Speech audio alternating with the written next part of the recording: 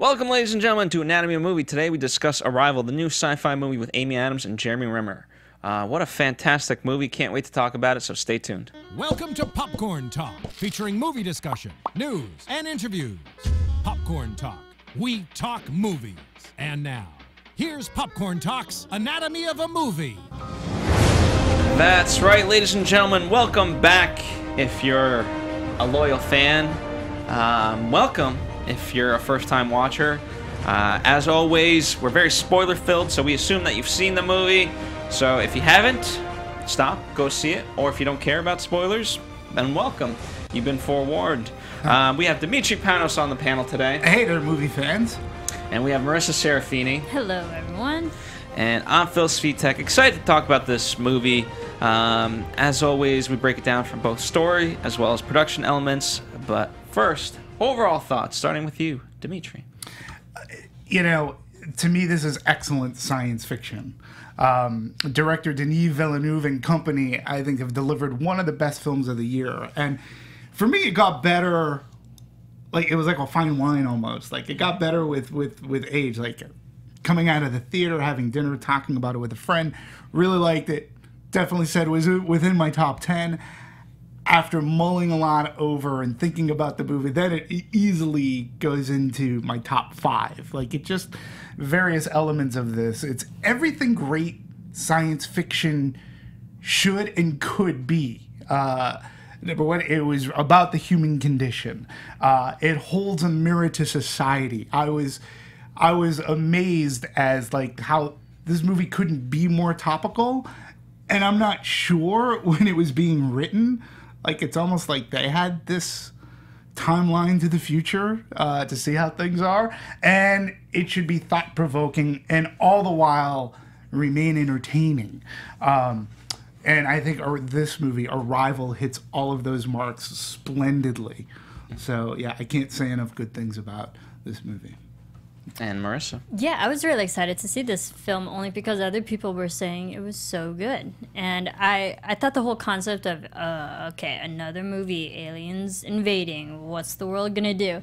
Then I went into it and it was like completely a different type of approach, which I really enjoyed. And at the end of the movie, it made you think, which I always like the thought-provoking kind of movies that really make you think. And then even the music and just the story and the theme under it all.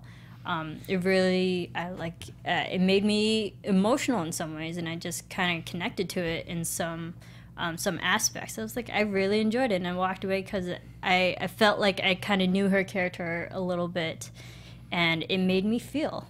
And I wasn't expecting that from a sci-fi movie. Well, I joke that it's Memento meets English class. Along mixed with science fiction. But here's what I appreciate. It started very minuscule. It built, and then when time came, it brought it to what you can sort of ultimately call the most human of all emotions, which is love. And I appreciate that, and the theme of that, the ability, if you could know the future, would you go through it regardless? And it's saying, like, regardless, like, life lived is beautiful enough despite the tragedies, and I was like, that made sense. It really resonated. And even as Jeremy's line at the end, who plays Ian, could have been so cheesy of like, you know what, it wasn't them, it was you, or whatever it exactly is. I'm paraphrasing. It could have come off so cheesy, and yet just everything about it made it work so well and so earned. Yeah. So it was a very fantastic movie. Yeah, and it did resonate on a very personal level with me. And I think that's one of the things that just made me think a lot about my past, present, potential future. But it resonated in a tragic sort of kind of way. Won't get into like the personal specifics, but that was one of the aspects of it that I emotionally was drawn into this movie. But maybe later on down the line, however, this is a non-linear movie. In many ways, it sort of reminded me of, you mentioned Memento, which I hadn't thought of. It's a good cross. You know, it made me think a little bit Day the Earth Stood Still, and sort of kind of like Interstellar, which I think we had an amazing conversation about that movie as well, which was also very non-linear in certain aspects of it. And Arrival just it takes tropes of science fiction and uses such things of nonlinear time travel, language barrier, solidarity, working together, human condition, frailties of the human emotion, and love in this movie. And it sort of turns them on its heels to like this way that I don't think there are clear answers in this movie. I think the ending can be interpreted various ways, which we'll talk about later, like some of the philosophies about this, because to me too, it was almost like the Terminator 2, where the future isn't written in stone. Like, can the future be changed? Can you change aspects by doing something differently? So all of these things are in this movie, and if you have an open mind, you can, like, I just find I couldn't wait to discuss all of this with you folks, because I think it's all there. And that, to me, is what makes great science fiction. Absolutely. Let's take a quick step back. Let's talk about the development of this, because it does come from novella. The Story of Your Life is what it was called. And, you know, they retitled it. It's an interesting story of itself, of why they retitled it to Arrival, because Story of Your Life sounds like a rom-com. Right. So they thought, let's go with something a little bit more science fiction-y. But really based off of that, and you know, people fell in love with it. It took a while. You know, it was being translated into a film, but it never really took off. People didn't really understand how it could be translated, or what the hell it was going to be. So overall, kind of really in development hell. And then Dennis is supposed to kind of take it on, but shit, what was the movie that he had at the time? He was doing Prisoner. That's it. I believe he was doing Prisoner, which is, you know, some years ago, and you know, Eric, I can't. Heiserer? Hesserer? We'll call him Eric. Okay, we'll call him Eric. Became the writer, the screenwriter of this. And yeah, you know, this is a guy who grew up loving science fiction. He loved the story as well growing up, and he always wanted to translate it. And then he found Dan Levine and Dan Cohen over at 21 Labs, and we found out that Dan Levine also loved the story, so he tried to connect with him in that way and like tried to pitch the story to him. Yeah, and which they were all for doing, and it didn't sell, didn't bite, and it's the most common reason for the passing. It's very execution dependent, which I agree with 100%. But then again, it just is further proof that studios hate risk. They tremble with fear about risk, instead of like, okay, let's celebrate, like, this is great. Okay, execution's going to be hard to do. We need to do the work, for crying out loud. Go ahead and find someone. Well, Suicide Squad was all in the execution too, and that one sucked. Yeah. But so you get my point. It's kind of hard translating nonlinear story into a cohesive, progressive storyline. I don't think it's more so, I think it's the language. I think it's the language. I agree. That too. Be diligent, though. You're a freaking studio. You have people. Do the work. I mean, it finally. This, and I don't know if it's Denis Villeneuve or Denis Villeneuve. I think that finding him, like, this man has made some really good movies. I enjoyed Prisoner. Sicario, I liked a lot of aspects of it. But this, to me, I think is his best work, because it is about execution and how do you get it done? Like you mentioned Memento. Execution, the improper execution of Memento would have ruined that whole movie. But it's very simple. Like, you can honestly, like, part of it is the fact that they were able to build a language and tell it so well. That in and of itself, like, I mean, this in a way could almost be like a parallel universe, and it almost be like act as a documentary. Like the fact that they were able to create that, you know, it's to me no different that, you know, Lord of the Rings gets a lot of praise for everything else, but the fact that it has its own language in terms of Elvish and everything else, like that's something that you can celebrate. And you know that created out of nothing, and people don't think of language as like a big thing. Well, and I look at Avatar the same way, you know.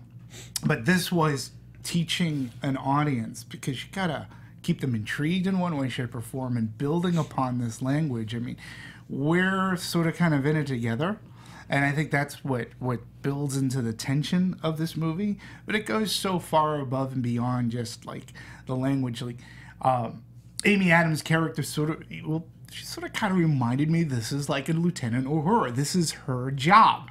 Communications officer, breaking down, learning language, and figuring things out and how to save the world. And this was like, what are they here for? And dealing with the stakes of this. So the whole language aspect and barrier. And again, I don't think it's any mistake that their language is in a circle. It's in a loop, like a time loop, because this movie also equates language to time as well. It's just so many layers of this movie. Yeah, and you know, one of the things I did love,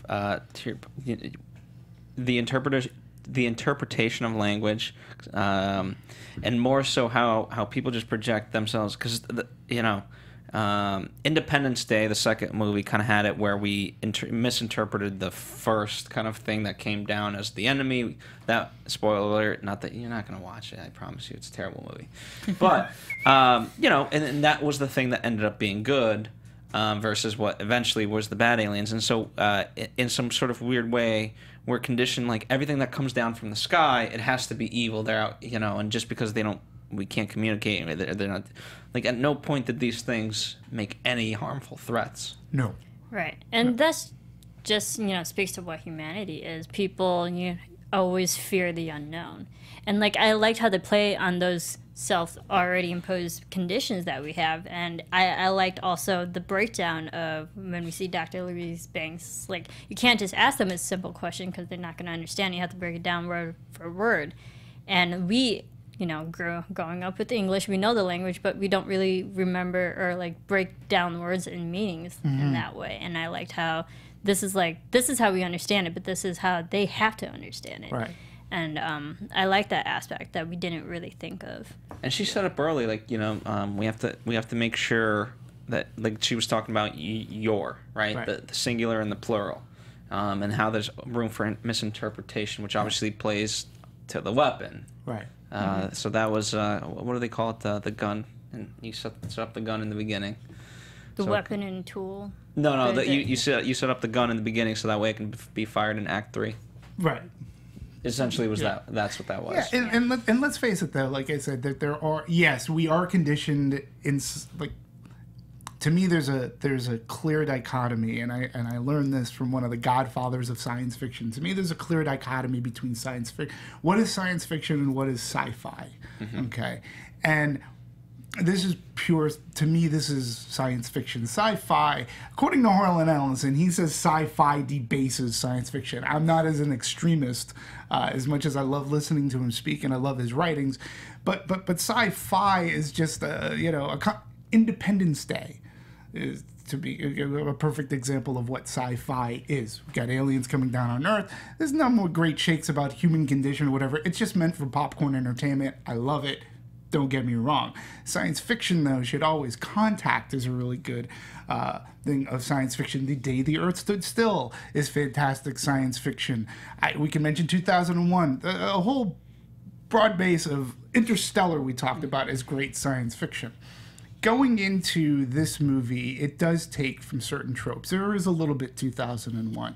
There's a little bit of the day that the Earth stood still in here. That, you know, and then of course we have to mention, like, you know, Steven Spielberg did Close Encounters. You know, the arrival of aliens on Earth, they were not here to take over the planet. It was a more benevolent means of being here. E.T. is a perfect example of where aliens coming down on this planet are not mean and willing to take over.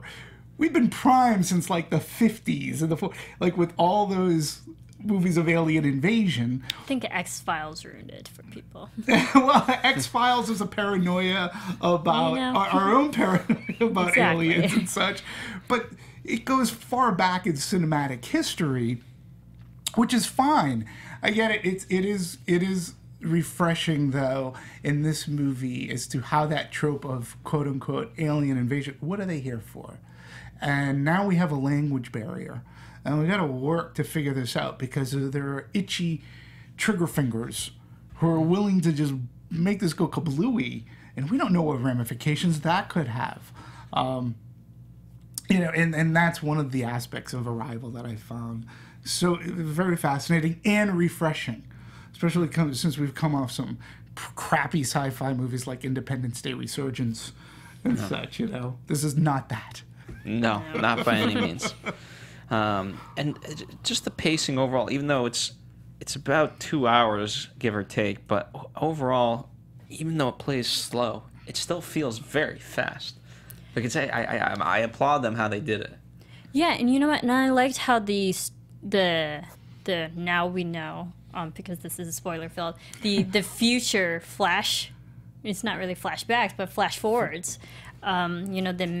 What she sees in the future technically actually did help get the answer for the present day.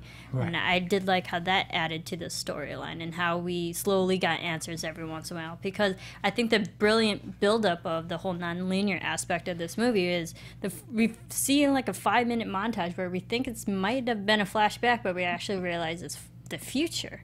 We're like, what? But I liked how these little moments was evenly spread out throughout the movie. When it became slow, she would think about or see all these things. Mm-hmm. But it broke up the slow pacedness of being in the ship and then actually in her real world when she wasn't. Mm-hmm. Yeah, and think about, again, when we talk about execution, think about how brilliant Amy Adams' performance is and Denis Villeneuve's direction on this, okay? Because this is set up, as you said, from the very beginning of the movie where it's movie magic. It's a bait and switch. It's the magician telling us to look over here, saying, this is a flashback. Like, we take it as the audience as a flashback, okay? So that when we see Amy Adams coming into school, she's somewhat despondent.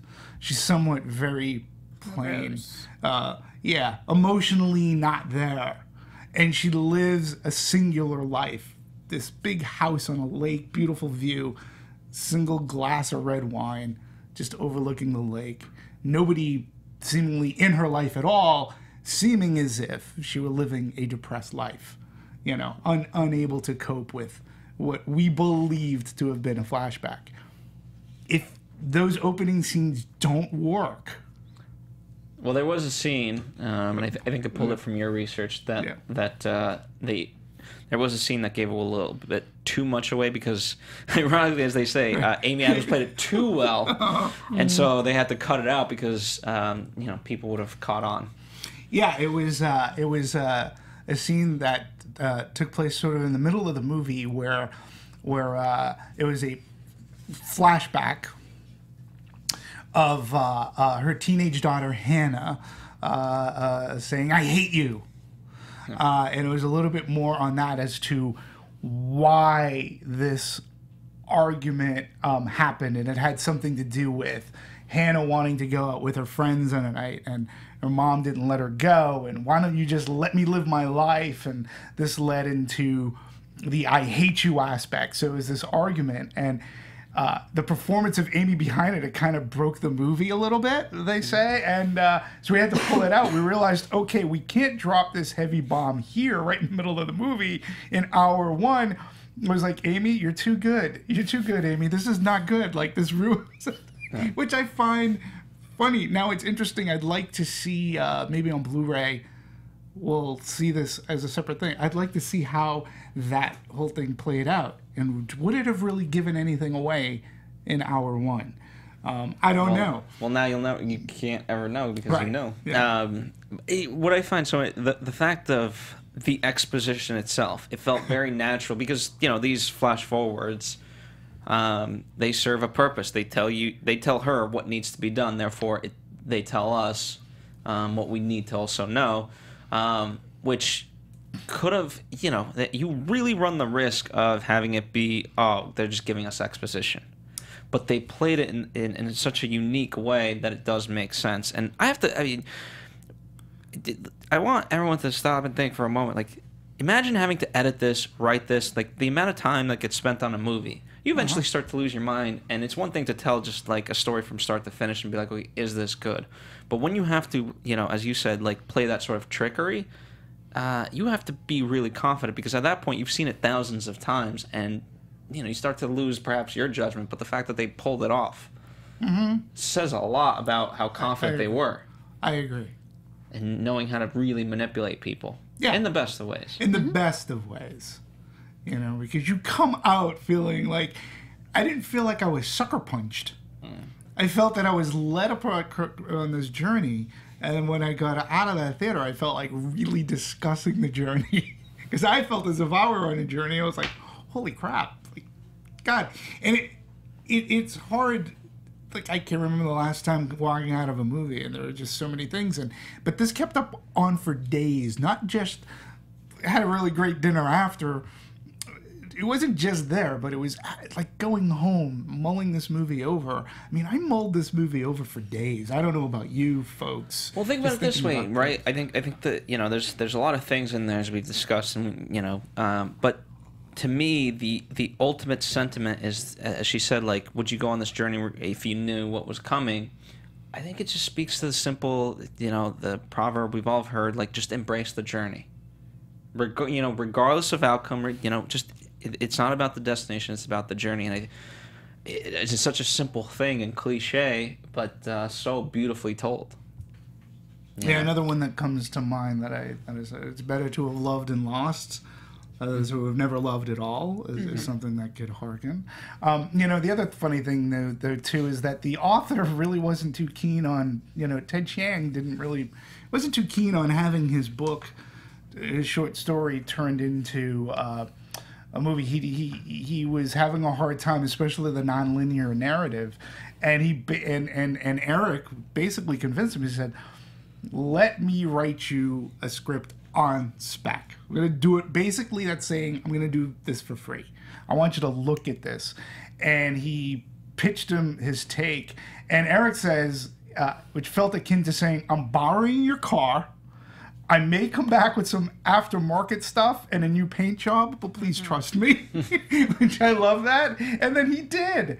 And then Eric went on to say that he learned why science fiction is so difficult to get right.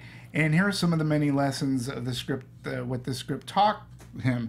Now, if you go into the talkhouse.com, which was where I found a lot of this about Eric, he does go in. What I like about this Eric guy as a writer is that he is willing to learn while he's writing. And he came up with 5 lessons of what he learned through this process of writing. So if you are a screenwriter, it's on my notes, which I'm more than happy to share, but you should check it out, because I think they're really solid lessons for a screenwriter to learn about, especially if you're writing science fiction. He's really cool. You can't. It's a nominatable screenplay to me. Absolutely, I think it should be. Yeah. So, and Denis Villeneuve too. You talked about pacing. He takes a while. I think Sicario might be one of his more quicker paced movies. Really? That was a very slow paced movie. See The Prisoners if you haven't watched Prisoners. Really great performances by Hugh Jackman. And with Jake Gyllenhaal in Prisoners is just amazing in that one. It's horrifying. Oh, but he's so good as that detective. And that movie is a very slow burn that just builds and builds. Yeah, because when you get to the end, when you get to the end of Prisoners, that was like, woof. Like, not necessarily happy-go-lucky. You don't... No. You leave the theater better in Arrival. But he's great at piecing these things together and keeping the attention of an audience. And at the same time, I felt... it's hard to educate an audience. It's like giving them their medicine, in a sense. And he does it with that spoonful of sugar, which makes it palpable. And you can't make it too heady, because you're going to get lost. But the headiness is, I think, part of what is exciting. When you watched it, Marisa, like, how did you get drawn in? I'm always curious, how did you get drawn in? Were you trying to figure things out? When you walked out of the theater, were you still trying to, like, parse things out in the puzzle? Or, well, I related to the importance of connection with the human to human, human to alien, especially with the buildup of what Louise's family was, like her and her relationship with her daughter, and the fact that her daughter wasn't there anymore. Now thinking that the daughter died, but not really. At that point, it was like I realized that, she was sad and she didn't have anyone. And then it was more so like connecting to the aliens, like understanding them and how everybody just communicates with each other. The importance of your communication, because that can literally take down nations, which is really sad. And and I liked the message at the end is like, hey, we have to bring everybody together because that's the only way we can figure this out. Not just one of us, but all 12 of us. And then, like, I really like that message because that encompassed everybody literally in the world for us, for just the survival of Earth. And how topical is that today? Just in the U.S. alone. I mean, we have to work together. And I found that trope to be very refreshing. Well, before we started, too, the other thing I found very interesting in this movie is, speaking of the 12 powers of the world, I found it interesting that in this movie, China seemed to be the superpower of the world. The leader of China was called the Domino. Everybody, what he did, everybody else fell down, like, followed him. And I found that to be very interesting, considering our current state of social economics and social studies and the dominant power that China is. I just found that to be very, very fascinating. And again, great mirror to society. Yeah, I like the one line. They're like, no, you have to talk to China because they're our biggest ally. I'm like, yeah, you should talk to them because the world's gonna go to hell. Yeah. So, like, I did like that realness of that one simple line. I thought too, right off the bat, because the language is going to be visual, right, rather than spoken. The visuals, in terms of the movie, had to work. And I'm not talking about the language, but just opening up, right? Even the flash forwards. Of the tree branches, the water, the rocks, her, everything had to work on a visual level to sort of prime us for what would come. And I thought, you talk about the script getting nominated. I think, cinematography, very up there. I don't know, I'd have to really think about what other movie could be sort of in that category and it could potentially win, but this one should definitely be nominated.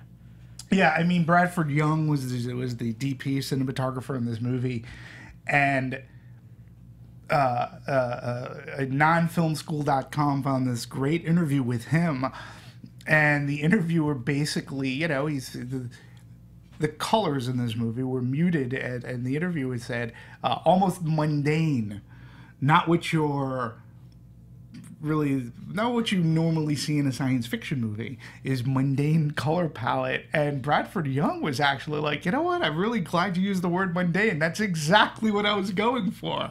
And he goes, and the approach is really about wrapping our minds around the unexpected, which I think is what this film is about. And he just felt that in our process as filmmakers, we have to try and really be honest in how we tell a story, which in this case is to highlight the capacity and beauty of human emotion. And I enjoyed the way that this movie looked. And the other thing a cinematographer does in a movie that has some special effects is try to make the special effects blend in so that it doesn't really look like a special effect. You know what I'm saying? So I think that he did. Yeah, I agree with you. I think from a looks perspective. Oh, and I saw this at a Cinemark XD, which is like their premium large format. Beautiful, gorgeous. Gorgeous, gorgeous. Especially the light at the end of the tunnel, the very 2001-ish stuff. Like, that was just, it was well, they did it so amazing. subtly. You know, I mean, the camera moved so slow. And yet the background, you know, it's what they call the Hitchcock effect, but he does it in a very fast pace. What does it not say? The vertigo, right? Right. Yeah. Right. It's the vertigo right. effect. Vertigo. But again, in that movie, it's used to a very fast pace of like, whoa, we're so high up, right? And then looking into the ground. This was done so meticulously slow that you're like, holy crap, are they moving the camera? Are they not? What the hell's going on? That was to effect. Great. It was on purpose. I mean, he even, you know, he goes on to say that he wanted his camera movement to be as subtle and as understated as possible. And I guess that's another thing that's refreshing about this movie is that we are so prone and used to quick cuts, too, and things not... So that when something takes its time, that when we have... There was that amazing effect when the camera moves slowly and they're walking upside down. Yeah, So- this change of gravity. Yeah. I like that. Again, beautiful. Like, it was just... It was amazing. And you're right. As an audience, like, I think because we are so primed to the Doctor Stranges of the world, and I'm not knocking those movies, but when It didn't something bring takes anything its new time, to the table. Huh? I was more wowed by the visuals of this, to be honest, than I was with Doctor Strange. yeah, but again, I'm not using it to. I didn't use it to knock. I'll use it to that. knock. Okay, I'm just saying, it's refreshing when, and we talk about this when actually there's time to set up. There's time to set up a shot. And again, it goes with the pacing. This isn't a fast-paced movie. And it lets the audience take in what is, you know, stunningly beautiful on the big screen. Folks, this begs to be seen on the big screen because of the way it's shot. Yeah, and I like the internal look at like how simplistic it was because it didn't make us think. I was like, oh, what is that made of? Oh, it's like all these things that would beg all these questions that wouldn't need to be answered. It was more so that I think the real thing that they tried to convey in this movie was the message and the connection between the humans and the aliens, not what's the material that they live in or what's the atmosphere like, you know? Right. It was more so how do we connect with them and how do we talk to them? And I think that was the bigger thing that they wanted the audience to focus on, rather be and Right. not lost in the environment. Yeah. Yeah. And I didn't feel lost in that environment at all. No. It was something unique. You know, they shot something that I thought looked new and fresh in the way that they approached it. I mean, we've all seen that light at the end of the tunnel kind of motif in movies. This one just made it look fresh. And I liked walking up to that. And you know, the interesting thing about that corridor, let's call it, is that it wasn't a green screen. It was actually a white, quote-unquote, screen. A white screen, yeah. Which was great. In interviews, Amy and Jeremy Renner, they said that it was they pretty much put a big movie screen in front of them that would like display images and stuff. But we talked a little bit about like the inside and that corridor that they walked through. Right. Actually, the cool thing about inside the ship, the wall texture was created to look like, you know, sediment rock, which you can definitely tell it was like bumpy in that aspect. But they said it represents the layers of the history and wisdom of the alien civilization. And like I would not have guessed that. No. But now knowing, that's interesting. Well, here's the way I look at it, and I don't know if anyone else said it, but you spoke about the light at the end of the tunnel, right? And obviously, like whenever light is like knowledge, also, right? And so it's interesting to me that they go down this tunnel towards the light, and what they come to is basically a big whiteboard of education. Right? And Sure. Yeah. And they could speak into that, the importance of education. Yeah. And learning. And they also said that they wanted the main chamber to remind the audience of a classroom. Right. So you definitely got the knowledge aspect of Yeah. it. And, the classroom was just as small as hers Right. at the beginning. That's true. I did feel bad for her. I was like, poor teachers when students don't show up. Well, at that point, it was understandable. It's because Yeah. the world's going to hell. Yeah, I didn't get it that she was don't boring. know Yeah. One other thing too, since we're to talk about from a DP standpoint, he shot it digitally, and he used an Alexa XST.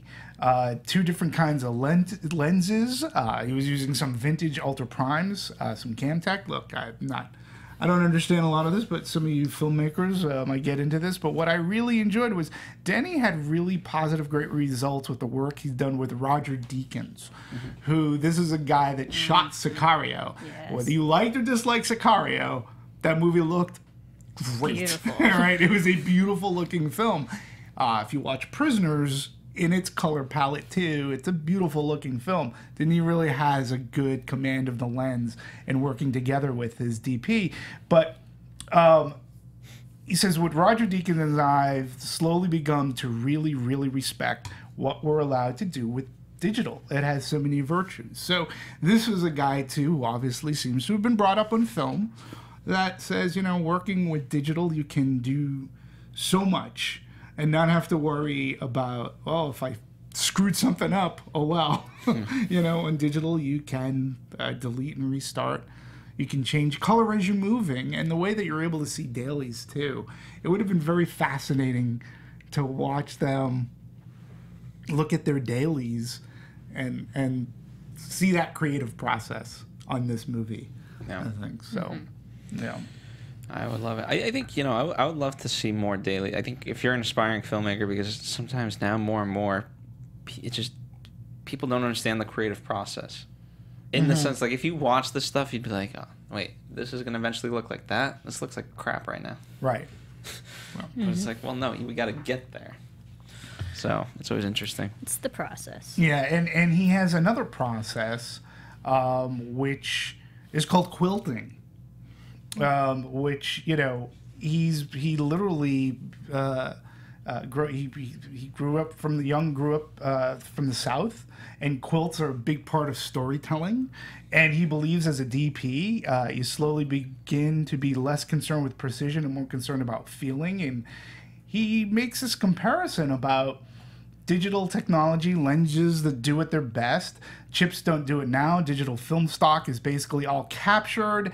And, he's honoring what quilt makers do when telling a story of various textures. So I found that interesting when you talk about the texture of that corridor, the texture of the army base, the texture of her house says a lot about Amy Adams' character as well. Modern and simple. Yeah. Very simple. And again, I liked his term of quilting and how it's explained, because it is a patchwork and putting these textures together to help tell a story. Found that fascinating. Absolutely. And and I know we're jumping around, but one of the things I found also fascinating was the fact that Paramount was kind of hands off. Because they asked them, were they controlling, and, going back to the earlier point that you had mentioned of, okay, people don't get this. So when people typically don't get something, they're very hands-on to make sure that they are able to understand it, that the final product is within their grasp of comprehension. Apparently not the case on this. No, Denis Villeneuve was even, he had total freedom to make this film. And apparently there was a history. Paramount has their own, history with Denis, with the director. And that was, they really loved Prisoners. Apparently they may have been up for the running to get Sicario. They lost it. They were very upset about that. So when they saw this short story of Your Life, they just wrote a big check and said, you can have final cut. And he was, thank you. But still, when you make a movie, it's teamwork. The film was done in full freedom, but it was nice, he said, that Paramount took it. It's a strange beast for them, but they embraced it. They loved the movie. Let's face it, for Paramount Pictures, they've been very topsy-turvy. There's been lots going on from a studio politics things, and they've lost a lot of things, and they've been trying to get some more sure footing. For them to do this movie this is a risk for Paramount. I think doing this movie was a risk considering where they are today. But I'm very happy that they took that risk, because I think it'll reflect on them as a studio that maybe now they can farm other filmmakers who have similar visions, and now this could open up the door, and maybe this leads Paramount down a better path, and they can get that past behind them and start mining and farming good quality motion pictures. Never Hopefully. know. Very true. Hopefully. We won't know until later. Although, if you know the future, I guess you might. Geez, we've been kind of jumping around. Where to Let's next? talk about editing. Let's do it. Editing VFX, because Sicario had a lot of VFX, more VFX shots than you would actually really think. Absolutely. And so there was a lot of VFX. Of course, the ship itself, the design was definitely VFX. And the shape of the ship actually came from Denis himself. He had come across a photograph of a strange exoplanet outside the solar system, which was like an oval kind of planet. And so they played with the shape of the oval, slimmed it a little bit more, made one side concave and charcoal color. And I pulled this up for fun, so if you can see the screen. I think it looks like a Frito Scoop picture. I was thinking more of a contact lens. Yeah. But sure, I can see me dipping some ranch. We do have contact lens. I think it's an almond. And see, contacts. Be an almond. It looks like a contact lens as well. It also looks like a bowl. That could be another thing. What about an almond? You got an almond up there? No. But like when I first saw the poster and like just the look of the ship, I'm like, that's a very simple. It doesn't seem like technology would be existent in this ship, whereas you would think other alien ships there would be. But I liked the simplicity of it, and I think it's something we've seen in different forms. Yeah, it's in a sense too. If we're gonna be making science fiction comparisons, it's almost monolithic. Mm-hmm. Okay, I mean, it's just this. It's got this concave. It's got this curve to it, but much like the monolith in 2001, which just lands on Earth and is there, I liked how it sort of hovered above the land. I also 28 feet. Yeah, I was like, that's a very specific amount to hover above the Earth. Is that a prime number? What does math have to do with this? It's 28 feet. But I also loved how this is great shot they used when our scientists are coming in the helicopter and they're seeing this for the first time. Yeah. And all the clouds, to see what I'm talking about. It's an amazing shot. It's a great shot. And how it was filmed, and you're just like, whoa, okay. And there are 12 of these. Try playing that to the Jurassic Park music. Right. That would, when they first arrive on the island, that would be fantastic parody. Yeah. It was just, and it gave us, it's not even like a sense of, like, ominous. Like, you don't necessarily feel threatened by this shape. Exactly. It's in Montana. Right? Here's the locations themselves. They're in Montana. Right. We're not in New York City. We're not in, know. Yeah. So. It had to be an open location. Uh-huh. Yeah. But I did love that shot. When we first get to the base camp, it's beautiful. so slow and it takes a long time. We see the reveal of the ship finally, and then we circle around in the same shot to the actual base camp of where everyone is situating. It was beautiful. I was like, for that shot alone, this movie could get nominated for Best Cinematography. Right. Yeah, it was a beautiful shot. And the simplicity of the ship, again, you just know that, okay, this isn't Independence Day. I think it goes. I like it because it speaks to the simplicity of nature.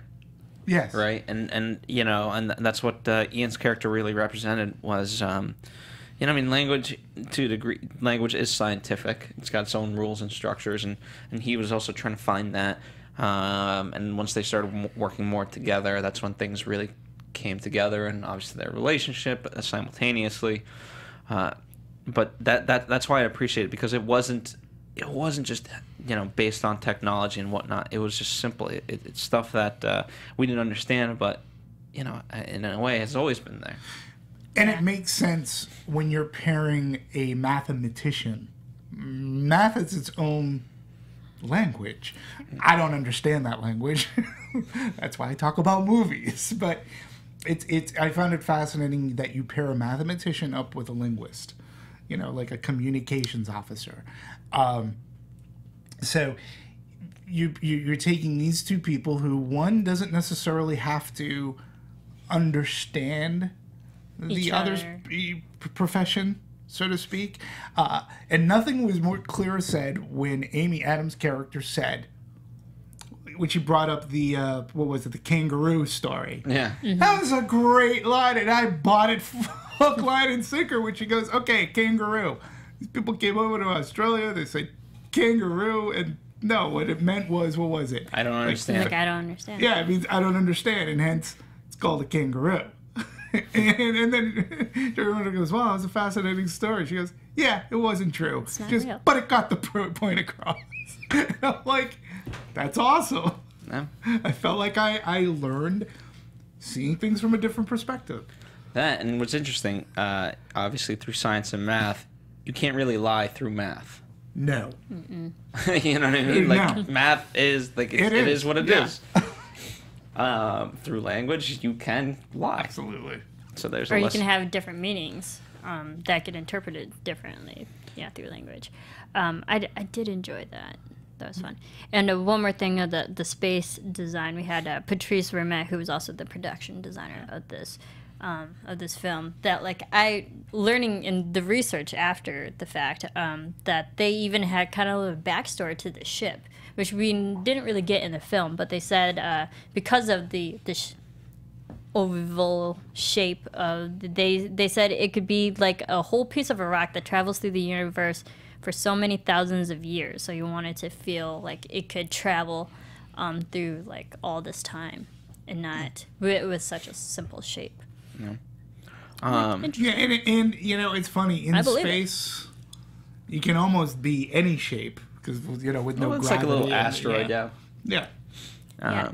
But I get it. It's a simple shape that could travel through a lot. Yep. It's and again, I guess I can sort of say I'll bring Star Trek into it. Star Trek 4, Voyage Home. You get that big tube, the black probe that's going through space. Very simple in design. This is the same way. Like, I also found that interesting too. Where's the quote unquote bridge? Where are the engines on this ship? How does it get through space? What is it? That's. None of those things. Mechanics of it. Yeah, the mechanics of it. None of those things were apparent on this ship. But that, that is intriguing. Yeah, not to cut you off, but like that was the thing that I am glad that they didn't focus on, because a lot of other sci-fi movies do, and because the main focus was like, how do we understand these aliens, not how did they get here? Right. Yeah. Absolutely. Well, we'd be remiss not to talk about the actual language of itself, because much like Dr.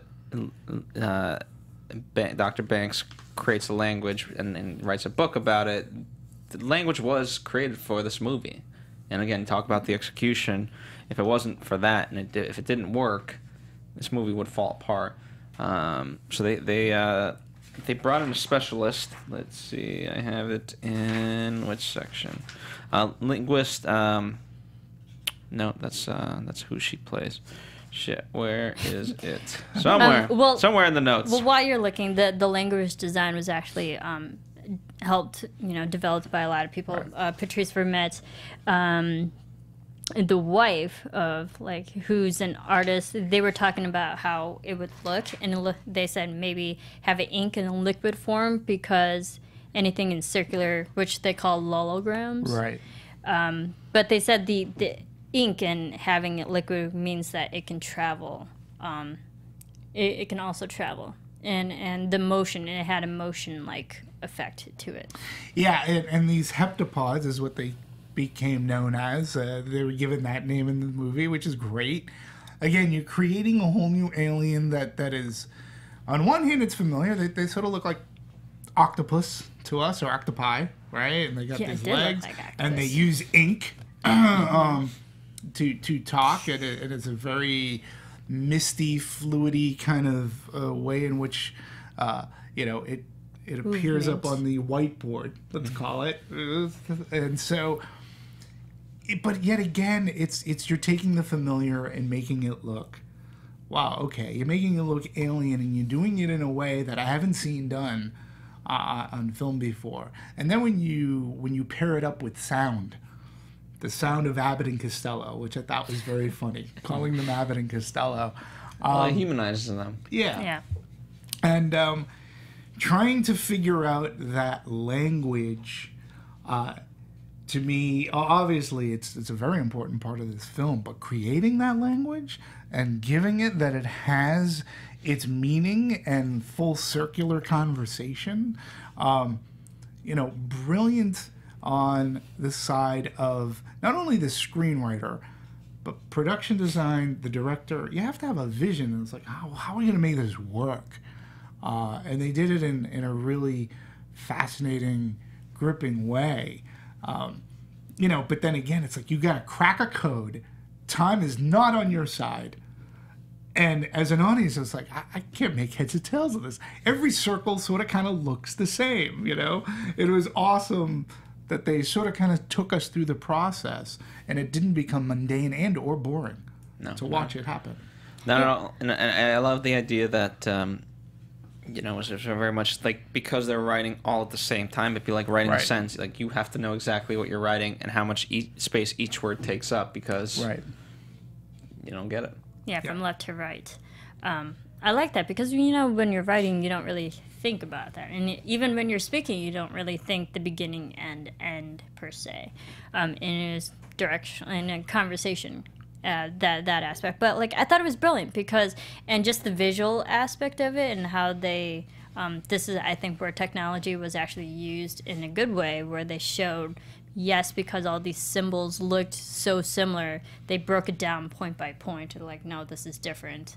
This image looks different from this by a couple degrees, And why were they able to do that? Because of technology.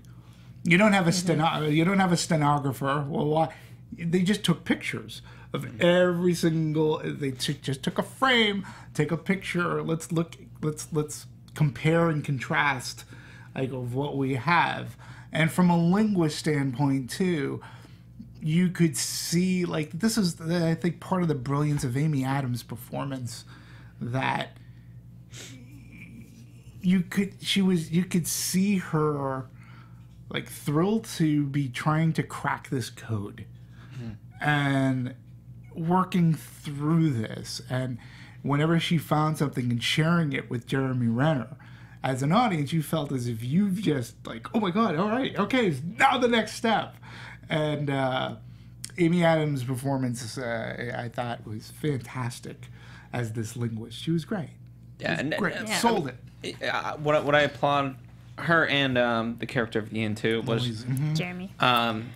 Because, I mean, think about it this way, right? You're going into this. Yeah, you've perhaps sort of done this. But, ultimately you need time to experiment.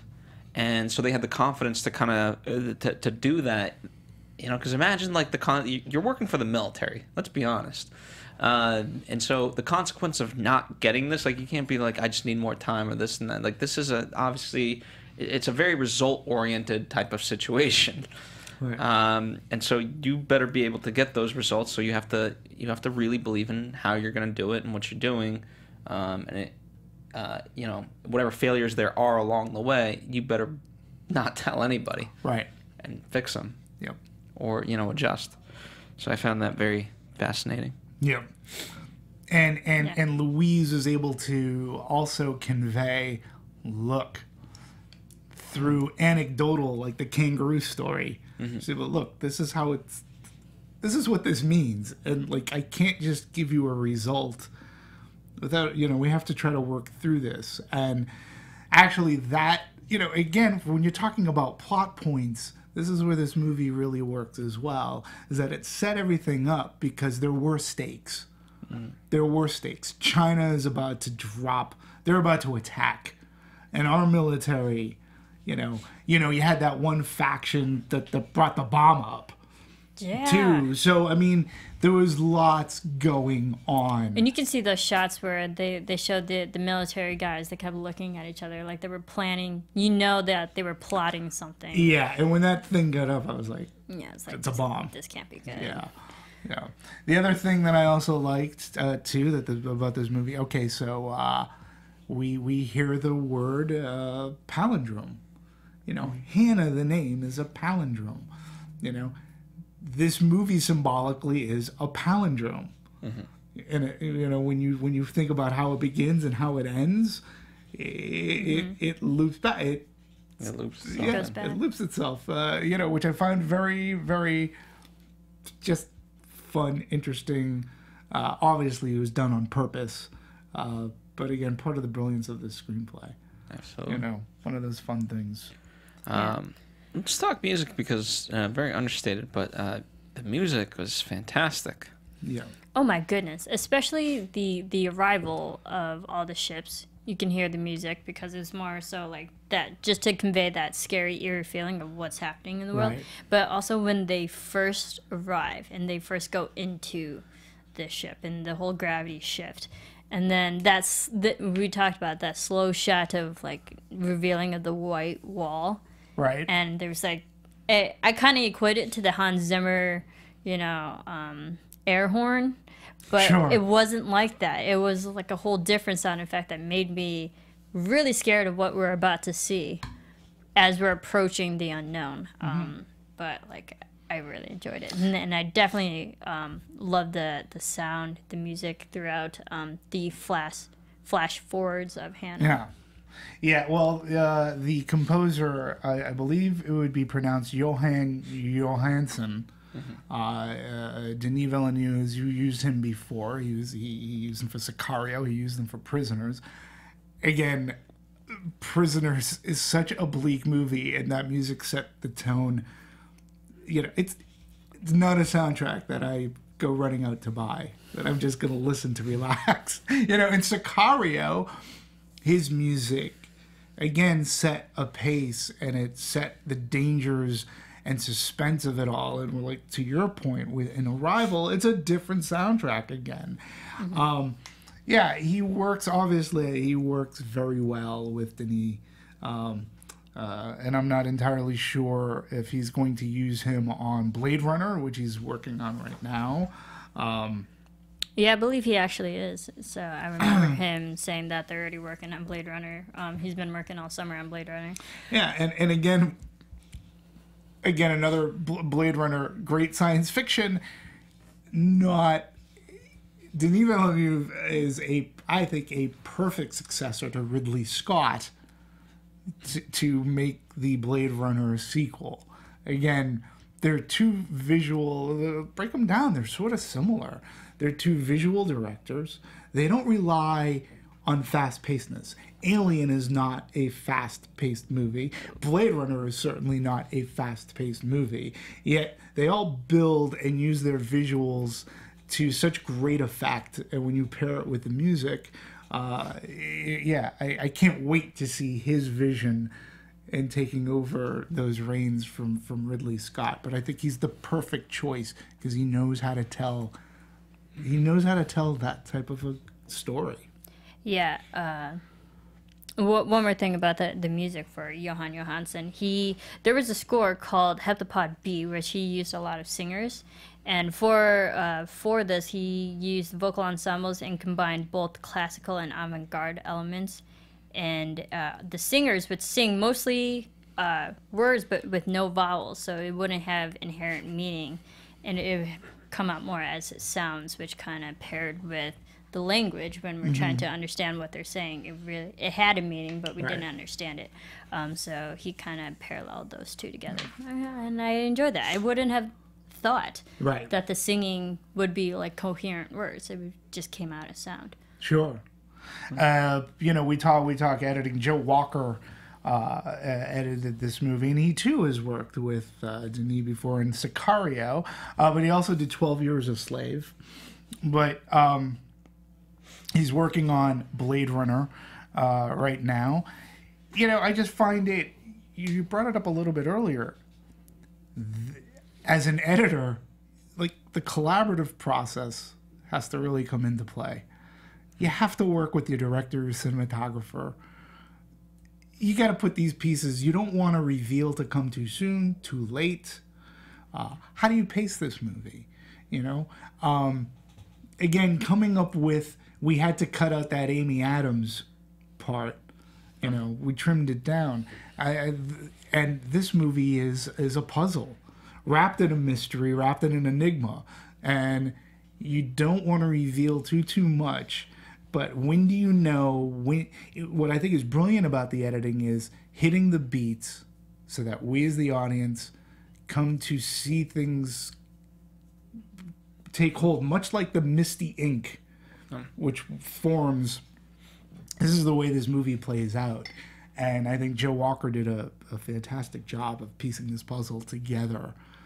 Well, you even said, you know, how great the sound was, right? And so we just going back to score, there was definitely, you know, very rarely do you get sound effects and the score.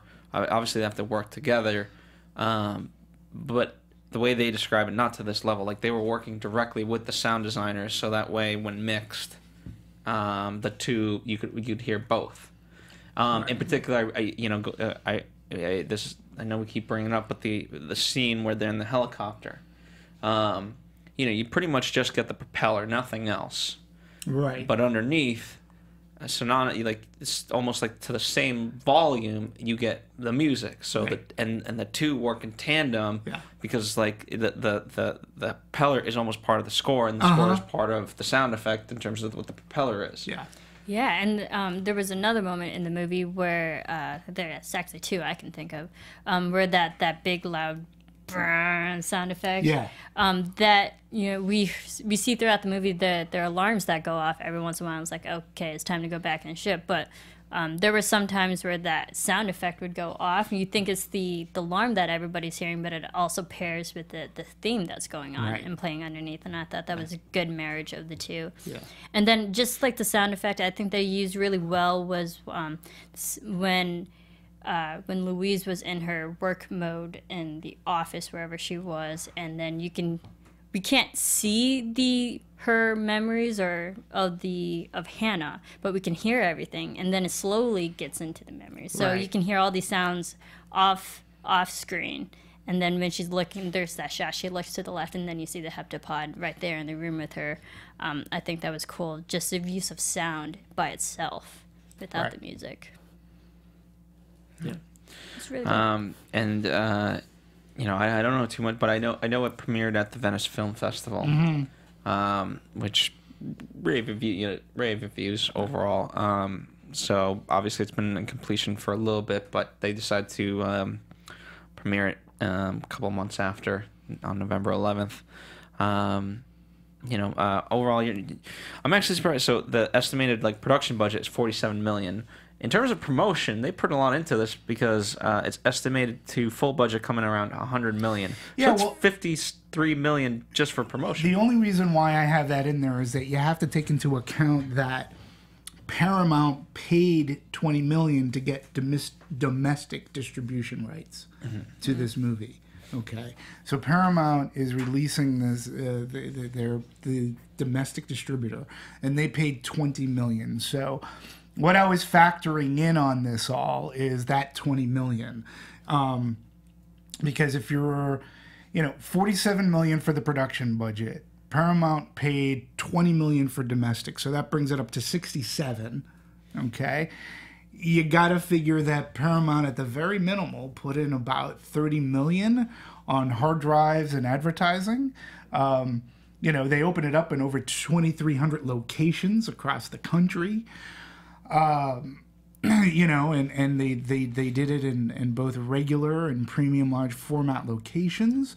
And the marketing, well, I mean, maybe because we're in Los Angeles, I saw a lot of marketing, whether it be a billboard, I saw television ads for it. I always, on average, marketing and such could be between 30 and 40 of a film. So that's why I guesstimate that it was around $100 million all in. You know, and I did factor in the $20 million that Paramount paid, which is that's a hefty price tag when you think about it. And again, kudos to Paramount, because that's a risk.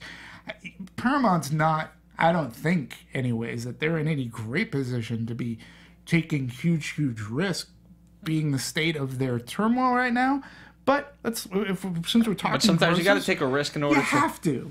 Yeah. Like that's what causes change. Like, okay, if something's, you know, I mean, it's one thing if you're a failure and it's just nothing's working, you got to change up something drastically. Yeah. Agreed. And we also know the power of word of mouth, because everyone that us being here in Los Angeles, everyone that I know who has seen this movie have been talking well about it, like great reviews on it. Therefore, I wanted to go see it. And now we're talking about it and saying how good it is, so people who are listening to us should go see it.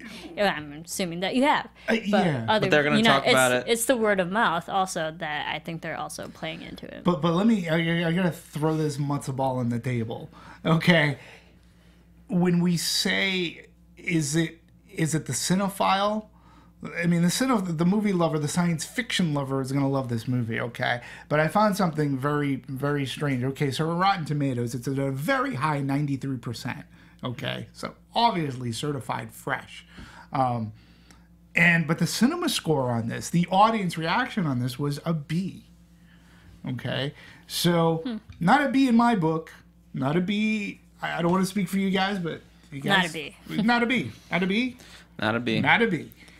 And I'm sure a lot of other movie lovers, genre science fiction lovers, wouldn't give this a B either. But they say best of the year.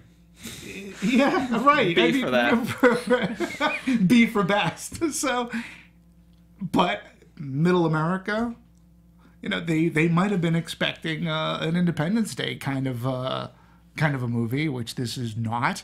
You have to let things settle in and think things through. So I sort of see the B. I do see the B. I mean, it was interesting. I think it opened up to more theaters than perhaps it should have, in a way. Because it's interesting, just even looking at where it was playing. Right.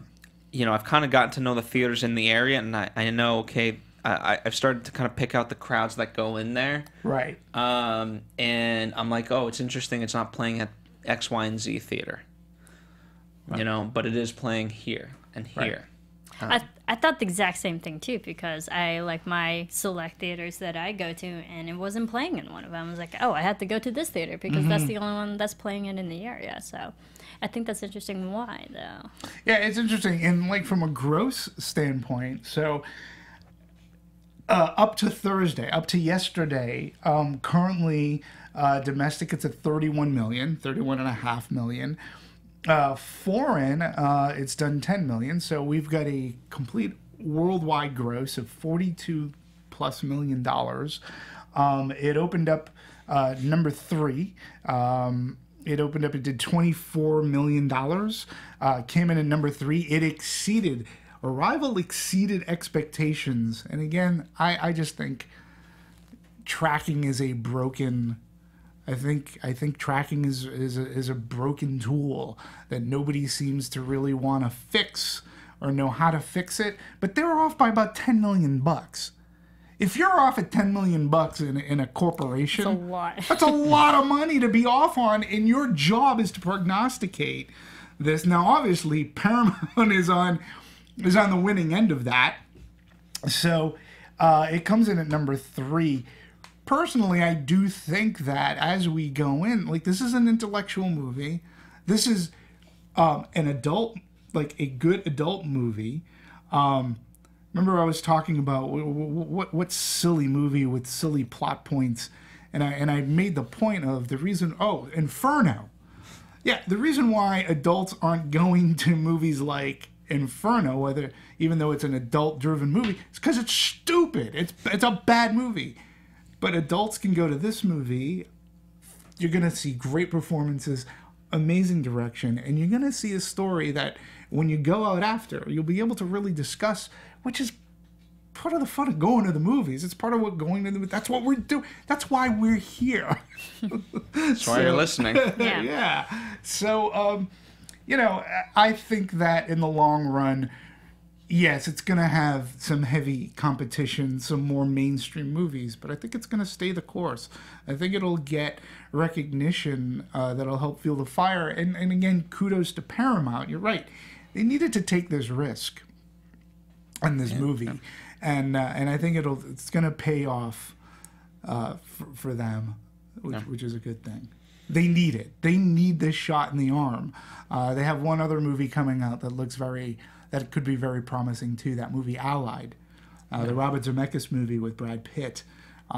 That movie looks like it could be, that it could have something in it as well. So, no.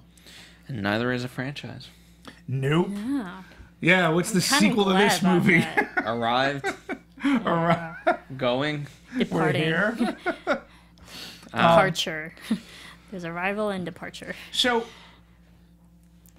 we haven't really talked about performance outside of Amy Adams. Yeah, let's I do want to talk. Why don't we start with Forest Whitaker, because obviously we'll get we've touched on Jeremy Renner at least a little bit, and we can talk more about him. But Forest Whitaker, we should talk about as the Colonel. Mm-hmm. I thought he did good. Yeah. I really like Forest Whitaker. Mm-hmm. I mean, he's obviously an Academy Award winner. He's amazing. I thought he was kind of underutilized a little bit, but I'm just trying to think like what more his character could have done in that situation. I like the fact that he was kind of the foil to our protagonist, and he was just stuck between a rock and a hard place. Mm-hmm. He was reporting to people who were higher than him. Right. So, like, he's just that middleman that you kind of hate. But, like, you love Forest Whitaker, so I was like, I don't really hate you. I just know you're doing your job. But he helped her when he could. Yeah, exactly. I didn't find the character could have gone... He could have been hardcore military, and he could have been really... Like, the character could have been very dislikable. He challenged Louise. I believe he challenged Louise, yes. At the same time, being military, he had his job to do, but I also find him to be, I found that character in the way that it was portrayed by Forest Whitaker to be understanding. Okay. He everything was laid out. He had all the information in front of him, and he took that information as a leader, like he was the head of that team. Okay, I understand. You still gotta pump up your timeline. I see what you're saying, but we're in a situation like he could have been one of those stereotypical military guys who was in Get me results now. I'm glad it wasn't. Exactly. And he wasn't. Well, because he opens. I mean, one of his first lines is, he comes in there and she's watching the news. We've been at this for 2 days, and they're already expecting miracles or whatever. It's like, so you understand the perspective that he's coming from. Yeah. Mm-hmm. He knows, like, the pressure's on. But yeah, that this is going to take some time. No one's ever dealt with this. Yeah. No, it was good. And there is something about Forest Whitaker's presence on screen. He can be very sympathetic, humanistic. But at the same time, he's like, you're working with this guy. Yes. Yeah. So. Yeah, I liked... I like Jeremy Renner in this movie as Michael Stolberg, who he was in Jobs, was he not? I didn't. Agent Halpern. He to me was the quote unquote villain. Mm-hmm. He was the distrusting. He was like the James Woods character in Contact, and he was like, "No, we gotta, China's doing this. You know the guy I'm talking about. The guy at the end with the phone. Yes. Where's my phone? Where's my phone? It's coming from your phone, sir. I like that too. Yeah. And he's getting a lot of work too because he was in Doctor Strange. Mm-hmm. He was Rachel McAdams. He's the other doctor. He's the other neurosurgeon. He's a douchebag in both. So he's pretty good at that. Jeremy Renner, He's a good actor. Yeah, I think he was really good because watching this film, we know him from like the Marvel movies and Hawkeye and like all these other roles, but like I didn't see him as any of those characters. I totally forgot that he was Hawkeye. I totally forgot he was all these X, Y, and Z characters. And I think he did a really good job, and I like the fact that his character Ian didn't clash with Dr. Louise, because at the beginning of their first meeting on the helicopter, you can tell he doesn't understand her in his practice. I was like, okay, there's going to already be conflicts between those two. And I'm glad there really wasn't, because I'm glad that they were constantly always working with each other. We didn't see them like questioning each other in every possible answer. It was like, we're not getting answers because we're just fighting with ourselves. So like, I'm glad that they actually worked cohesively together. Yeah. Jeremy Renner, let's look a little bit at his career, but we'll start off with the Avengers, because that's his biggest thing is Hawkeye. When you look at the Avengers, and I'm one of the few that actually enjoyed Age of Ultron, but part of what I enjoyed about it was Jeremy Renner's character. His, amongst that crew of characters and superheroes, is the most human. Obviously, he's given a family. He has a family. He has a casualness and an understatement of acting. In a superhero movie, like, he's not the smart guy. He's not like zinging one-liners left and right. He's really good, and you believe him in the action, which is great. You got to have an actor that you believe can carry off that action. But then look at something like Hurt Locker, okay? The one that put him on the map. A really solid performance that talks about this guy's PTSD in a sense, where he needs that thrill to go back to clean out bombs, okay? To deactivate bombs. But then he's an American Hustle as Mayor Polito, okay? He's the guy that they're duping. He's the guy that they're duping the money. And he was so good in American Hustle. And again, completely different from the Avengers. So that, he was in a Bourne Legacy movie. He's in the MI6. Again, really good. You buy him doing the action, so that when we see him in a movie as Arrival, he's very understated, but I believe him as a mathematician. And yet, he's a theoretic. The theoretics. He's almost like in a sense, he's the Ian Malcolm. I would love Jurassic a movie Park. with all like math characters from every movie. Yeah. I So think that'd be fun. My question to you was, during the whole big reveal that she can see the future, did you put together that those two were actually going to end up together? I put together at a certain point. But it was so close to the point that it was going to happen that even if you did, it didn't matter. I think the one moment where I figured it out was when there was the whole moment where the daughter was asking for a certain word, the zero sum. Well, yeah, that's zero sum. And then she's like, if you need a scientific question, ask your father. I was like, he's a scientist. Yes. That's where I picked it up. Yeah. And we never saw Jeremy Renner's character. We never saw Ian in those scenes, which I found very interesting. And that's where I was like, okay, something's... What happened? That's when things started, like the pieces of the puzzle started to fall into place. But I really, again, Jeremy Renner's performance I thought was really good. And we already talked about Amy Adams, I think, in this movie. Nominatable. But since you did bring up this, we have to talk a little bit about the timey-wimey substance about this movie, because it's such an integral part. So, in a nutshell, and add to it, once to understand the language, you're given this thing of seeing your life sentence. It's a side effect of learning this language, or being given the ability to see the future. All right. So what we see is this.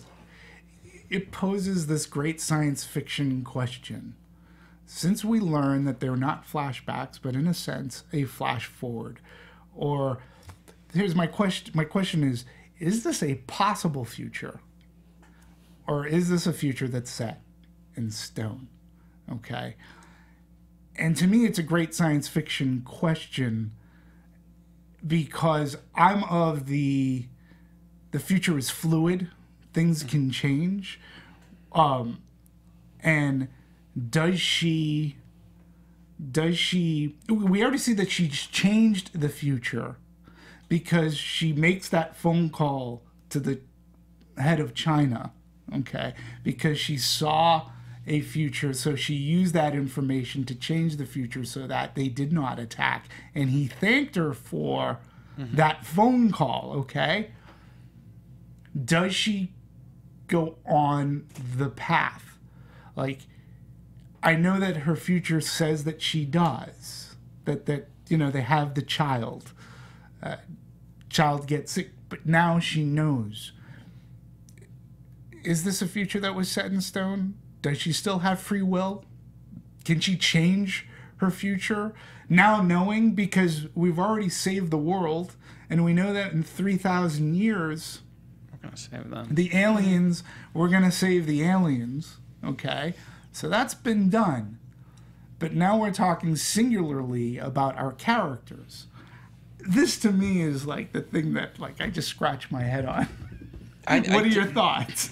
I said it. I think yes, it's predetermined based on this movie, but as she says, like that's beside the point. It's more about just enjoying the beauty, and you know I think part of the message, right? Just strip it down.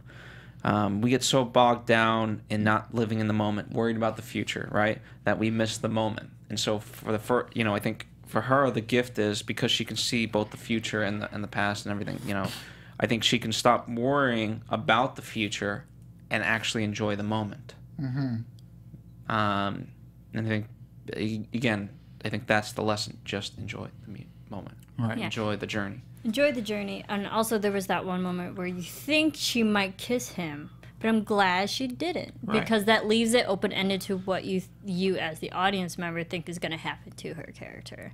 But Well, like he says the most corny line ever, so come on. but I'm trying to think but what they that didn't corny- take the cheap route of just the two main protagonists who are always together in the movie end Sure. up, of course, together. Right. And but like I like the kind of ambiguous ending with her. Like maybe she did change her future, or maybe she does go down the path even though she knows what's going to happen. What if Ian changes his mind? Again, this is what I love about science fiction, is that there are, again, you keep an open mind that yes, we can take the route that yes, she decides to continue on to have the child, you know, because we see in that future, in that life sentence, she, you know, he says, I want to make a baby, and she makes, knowing what she knows, she makes a decision to make the baby. But at some point she could make the decision not to, or maybe when she tells Ian could be more forgiving, and such. It's like this whole, again, you can pull the hair out of your head talking about it, but I think that's one of the beautiful things about this movie. And you just, and it might be obvious, but define why you think he left. Why Ian left her? Mm-hmm. I think in part the way that, at least from what I gathered in this movie, he left her because she wasn't truthful. Maybe that he couldn't. If she knew this back then, why didn't she say something? Why did About they the go child. ahead and have it? Why did they go ahead? There you go. and I think have that's a the kid? reason too. Yeah. I was thinking maybe like just statistically, couples don't stay together after a death of a child. There are a lot of times that happens. Like if there is a death of a child, a lot of times the relationship falls apart. Well, the dad left before that. He left before. But you know, Where's like, your stat on husbands who No, leave but like even when your during, wife knows the future? But like even during, like well, let me look at couples separate during times of duress like this. So that could be another reason too. You know, so it's interesting. I had found this. I believe on Cinema Blend that they have a whole breakdown of what potentially it could be. But it's things that I was thinking of, because I got a friend I saw this movie with said, "Oh, absolutely, she goes on." I said, "Well, how can you say that with any absolute certainty?" She knows now the crisis has been averted. They know how to communicate. The future can be changed if you have free will. They can decide to have a child. They can decide to adopt. She could tell Ian. Ian could forgive her for not saying. There are variables or many strings that they could have gone. I mean, I'm not saying that she decided to do it anyways, to take that journey. Different tangents. I get it, and I buy it. But I also have to be open to the fact, maybe she, they get married, maybe they go another route as far as having a child. Because we don't know, maybe a cure, like... Well, here's what I think at least in her mind, regardless of what actually ends up happening, I think that this is The Matrix, I think, taught us this really well. True freedom is the ability to commit to a singular commitment, to a singular action, and just believe in it wholeheartedly and eliminate all other possibilities. There you go. Yeah. And that's all I'll say about that. Well, and again, from a personal standpoint, it opened up a lot of thought. It's a thought-provoking movie. To do it all over again, do certain things a certain way, do things differently. Yeah, there's been a lot. In the end, I would. If just for the plain reason that I like to believe that my influence had some impact in lengthening a longevity for someone and helping. But in this movie, you just don't know. That loss is very deep, for a mother, and I completely understood that. I just think one of the great things about science fiction, and it was a fun thing to talk about Interstellar as well, which also does about things about love. Do we go after this guy to save him? This was a conundrum brought up in Interstellar.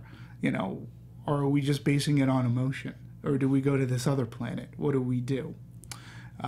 This movie offers that up too, and I don't think it's clear cut. We can believe, and I buy it, that Louise would choose to do it again. What I loved about it is the fate of the Earth didn't hinge on what her decision would be, because the fate of the Earth was solved. That problem was solved. Okay, I just love the emotion of it all. The fate of the Earth at that point does not hinge on what her decision was going to be, and I think that's what makes the very many layers of Arrival just a splendid movie. Absolutely. Any last thoughts? I'll start with you, Marisa. I really enjoyed this film because it left me with questions. We're talking about them now, but it left me with an interesting feeling that I like movies that make me feel in different ways that I didn't think so. I would definitely buy this movie. Yeah. I think there's a certain rewatchability factor because you watch it again and you would still think of other questions that might pop up that weren't, answered in our conversation. Right. But I liked it. There was a human aspect to this film that could have been completely lost in science fiction, and it wasn't. But I like the overall message of it. Well, like I said, good science fiction, the human condition should never be lost in that film. And again, Harlan Ellison, this is where I had learned that dichotomy. I don't take, as I said on top, I don't take as harsh a stance on him. I think that science fiction and sci-fi can exist in pop culture. But you should be cognizant of the fact, Arrival to me is not a sci-fi movie. It is very science fiction, whereas Independence Day is completely sci-fi. No, that's garbage. Yeah. Why do we keep bringing not that up? resurgence, not resurgence. I'm talking about. I like the original Independence The original, Day. yes. The original Independence Day is a fun popcorn movie. You know. I'm glad this wasn't like explosion upon explosion kind How of. refreshing! Again, that's another thing I love about this movie, especially.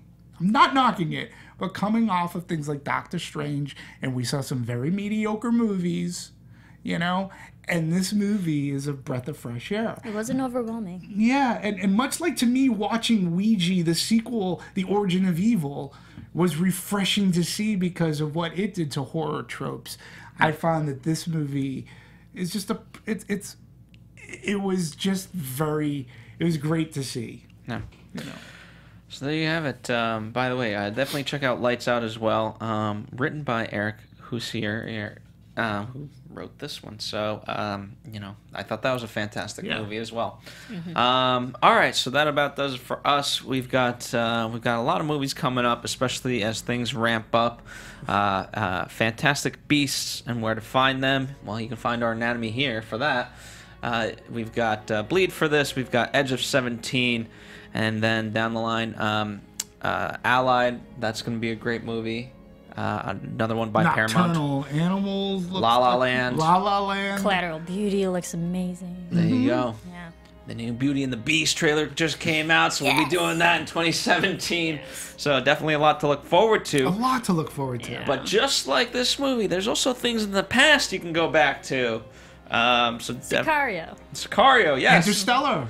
Absolutely. A lot of great stuff to definitely check out. So if you've seen the movie, check out our anatomy show. We're not asking you to watch every single show, just the ones that you enjoy. And thanks for sticking in there, too. Really... Guys, we really are on... We discuss movies.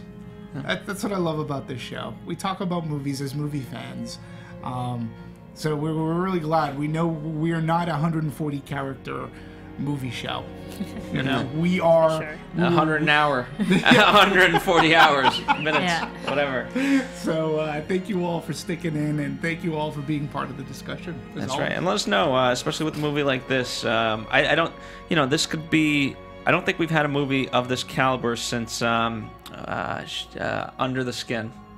That movie, the discussion that has caused, still to this day, is in hot debate on the internet. So, you know, I'm looking forward to the comments on this one. You had to bring that movie up. Listen, no, I know. That movie. Anyway, thank you guys. We'll see you next time on another Anatomy of a Movie. At D Movie 1701, at Serafini TV, at the Popcorn Talk. Bye. Bye.